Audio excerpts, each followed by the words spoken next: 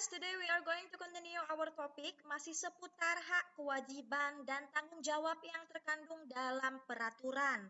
Nah, minggu lalu kita sudah membahas bagian yang pertama yaitu peraturan tentang warga negara dan penduduk. Itu terdapat dalam pasal 26 Undang-Undang Dasar tahun 1945.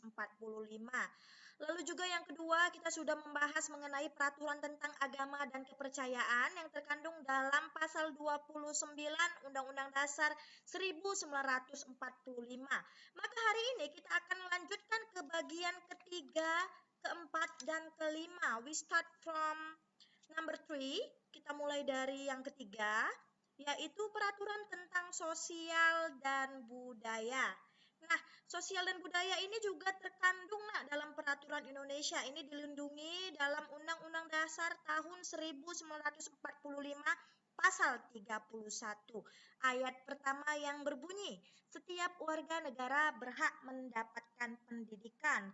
Lalu juga terkandung pada pasal 32 yang berbunyi, negara memajukan kebudayaan nasional Indonesia di tengah peradaban dunia dengan menjamin kebebasan masyarakat dalam memelihara dan mengembangkan nilai-nilai budayanya. Nah, ini Indonesia kan kaya akan budaya.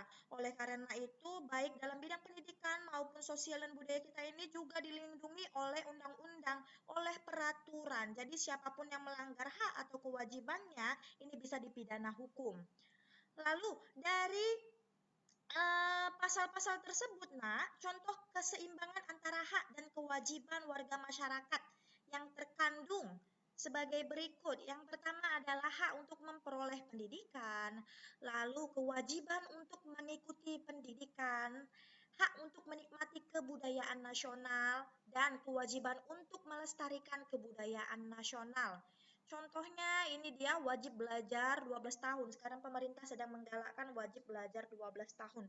Dulu pada zaman Miss ini wajib belajarnya masih 9 tahun, namun sekarang sudah mulai dibuat wajib belajar 12 tahun. Itu artinya anak-anak harus belajar sampai jenjang SMA atau SMK. Ini adalah kewajiban untuk mengikuti pendidikan. Lalu juga kita wajib untuk melestarikan kebudayaan nasional seperti salah satu contohnya adalah batik. Nah, ini banyak sekali negara lain yang mengklaim batik Indonesia sebagai miliknya. Nah, kita di sini wajib untuk melestarikan batik Indonesia. Jangan mau karya kita dicuri oleh negara lain. Maka kita harus bangga memakai batik. Dan selanjutnya kita masuk ke bagian yang keempat yaitu peraturan tentang ekonomi dan politik. Nah, kita ke bagian yang pertama dulu yaitu bagian peraturan tentang ekonomi. Ini juga dilindungi oleh Undang-Undang 1945 pasal 33 dan 34. Kita mulai dari pasal 33 dulu ya. Ayat pertama berbunyi, perekonomian disusun sebagai usaha bersama berdasar atas azas kekeluargaan. Yang kedua, cabang-cabang produksi yang penting bagi negara dan yang menguasai hajat hidup orang banyak dikuasai oleh negara. Lalu yang ketiga, bumi dan air dan kekayaan alam yang terkandung di dalamnya dikuasai oleh negara dan dipergunakan untuk sebesar-besarnya kemakmuran rakyat. Lalu pasal 34 ayat 1, fakir miskin dan anak-anak terlantar dipelihara oleh negara. Nah, di sini Miss berikan beberapa tindakan yang dapat kita lakukan sesuai dengan undang-undang yang Miss bacakan barusan. Nah, yang pertama, hemat air dan listrik, save water, save energy.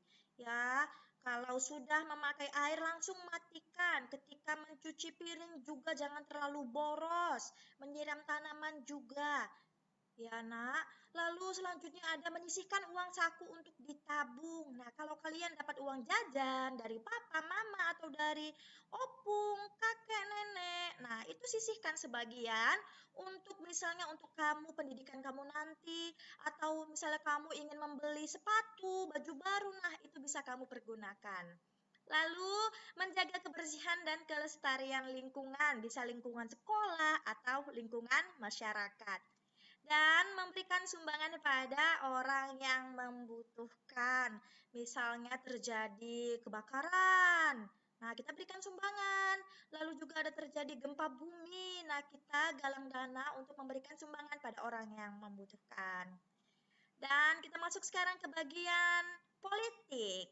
Nah, ini dilindungi juga oleh dua pasal. Yang pertama pasal 27 ayat 1, segala warga negara bersamaan kedudukannya di dalam hukum dan pemerintahan dan wajib menjunjung hukum dan pemerintahan itu dengan tidak ada kecualinya. Lalu pasal 28 ayat 1, kemerdekaan berserikat dan berkumpul mengeluarkan pikiran dengan lisan dan tulisan dan sebagainya ditetapkan dengan undang-undang. Nah, beberapa tindakan yang dapat kita lakukan sesuai undang-undang yang dibacakan barusan. Yang pertama adalah menghormati pendapat orang lain yang berbeda dari kita, lalu memperlakukan teman dengan setara tanpa membeda-bedakan agama maupun suku bangsanya. Tidak ragu melaporkan pelanggaran aturan kepada pihak yang berwenang. Nah, di sini siapa pihak yang berwenang? Polisi. Jika kamu melihat ada orang yang mencuri, nah segera laporkan ke polisi. Atau jika kamu melihat ada orang yang melakukan tindakan kekerasan, nah kamu harus segera lapor ke polisi. Jangan ragu ya nak. Lalu yang terakhir mematuhi peraturan yang berlaku. Nah, kita masuk ke bagian